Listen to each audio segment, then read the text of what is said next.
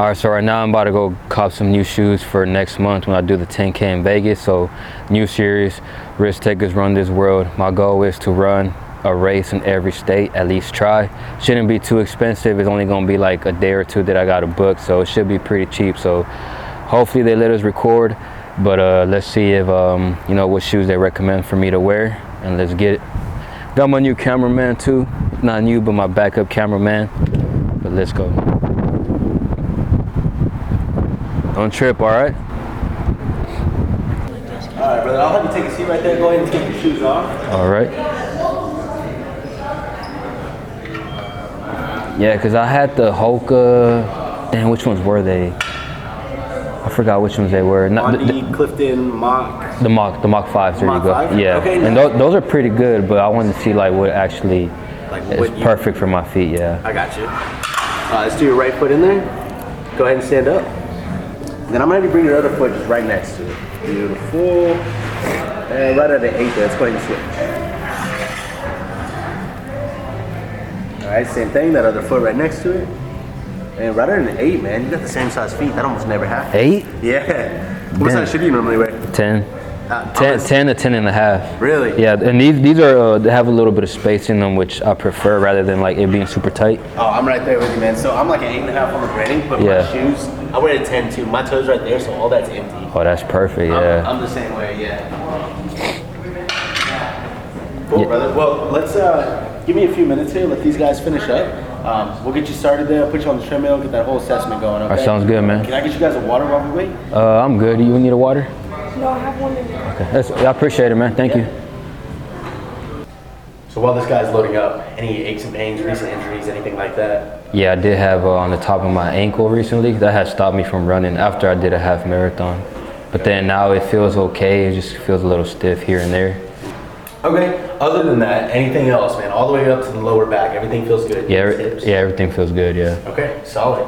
So we'll start here at the heels. We're gonna see deep red. Now, for the most part, we want to see that cut off, and it's somewhat doing that. Now, the problem we're having is that your arches are much lower, right? What's nice is that the pressure is still distributed as if you do have that higher arch, at least on the right foot. Yeah. You see a little bit shorter here on the left, but ideally, we have that kind of propped up. We want to fill that gap in, kind of prop that arch up a little bit, designate this weight back into the heel, and then any weight that's coming from the forefoot, we want to push it back into the forefoot. Just keep that arch as light as possible, whether you have a flat foot or a higher arch, right?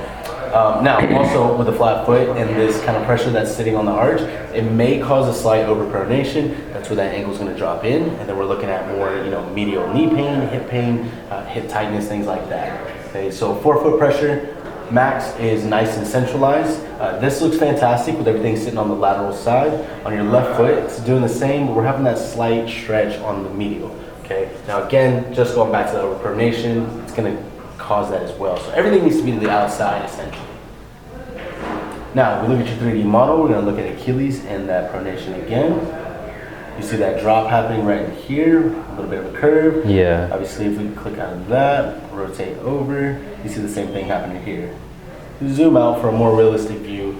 So what we want to do here is basically either go with a stability shoe where it's going to add that posting on the inside and kick everything out, or what I would recommend is that we go with a insole in here and a neutral shoe.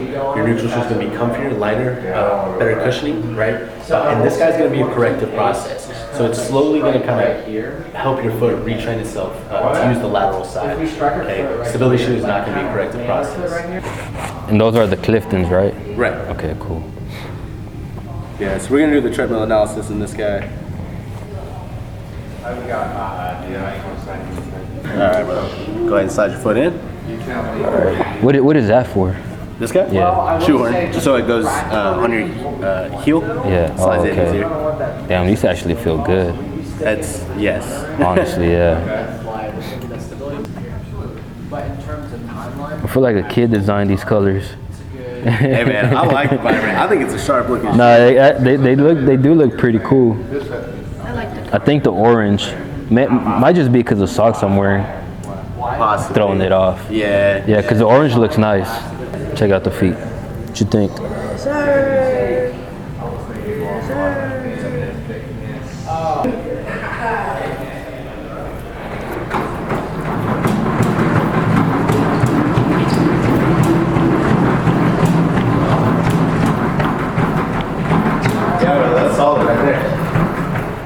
Man, these are cool.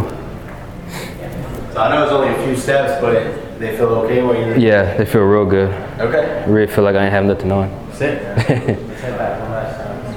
Now, if we're looking at the overpronation first, we're mainly watching that ankle. So if you look at it right there in its prime spot, right, you see how much bending's happening. Yeah, I see that. That's weird. And you never notice it because it's happening in such an instant. But that is something we want to correct, so just kind of enforcing the fact that we want that insole or that stability shoe. Now, where that strike comes into play, I'm going to say that's midfoot, floating around the heel a little bit. I'm going to say more so on the midfoot, to be honest with you. Yeah. So that's important because we want to go with the right heel drop, right? So anything from like a 5 to like a 8 or 9, that's going to be a good bet. I like these. Yeah, they do look nice. You from Texas? Yeah. You a Cowboys fan? Hell yeah. There you go, brother. That's why. It was real good. I like these better than those. These feel good too. Yeah. But these, they feel, they're not as thick. They don't feel as thick from the back. Right. Yeah, stack height's a little bit lower, so you're closer to the ground, right? Yeah, that's what it feels like, yeah. And that's that shoe where I was saying it's the perfect blend, man. You have just enough cushion, not too much. You have just enough responsiveness, but it's not firm and stiff. Yeah, I think I'm gonna choose these over those for now, for sure, until I try on those New Balances. Okay. Yeah, solid, man. And how does the insole feel in that guy? It feels good. Okay. They kind of have the feeling of the Mach 5s, Okay. where it feels like you're more close to the ground. Yeah, yeah. These feel real good. So definitely out of the three, I like all of them for you, right? Glycerin, the Brooks probably my number 1. That would be my number 2, and then your Hoka is number 3. I would agree with that. These will be number 2. And I don't mind the color at all either. It's really not my type of color, but I'll be wearing white or black socks anyway. It's not gray. These feel crazy.